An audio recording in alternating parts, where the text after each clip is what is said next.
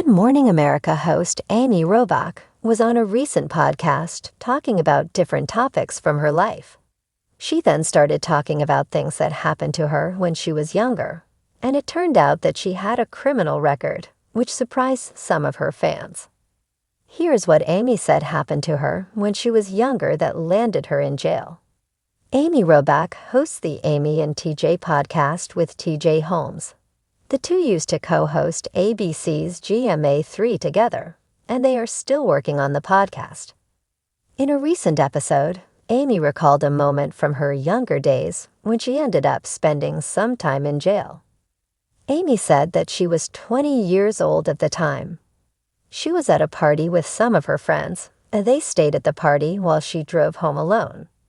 She said she had been drinking that night, but it had been several hours since her last drink, so she felt it was okay to drive. The problem was that she was driving a stick shift at her father's insistence.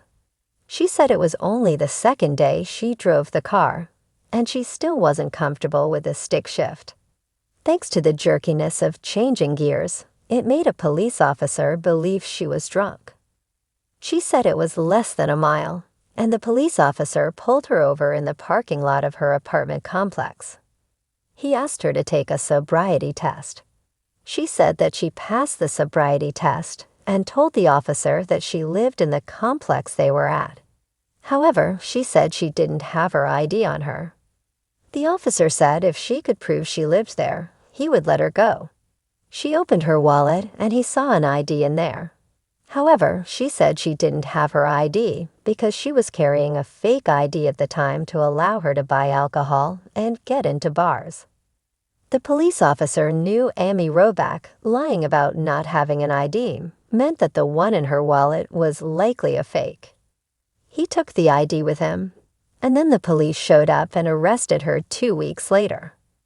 Amy said she was on her way back to her parents' house in Georgia when a sheriff's deputy was waiting in the apartment driveway to arrest her. She said she figured they didn't have enough arrests that month to fill their quota, so this was an easy one for tampering with a government ID and minor in possession. This led to her going to jail in Gwinnett County and then to Athens Clarke County. She said it was to prove they have a quota issue. She said she was handcuffed, shackled, put into a police car, and taken to a holding cell. Her mother bailed her out 9 hours later. She pled no contest and then received credit for time served. There was no conviction, but she does have an arrest record.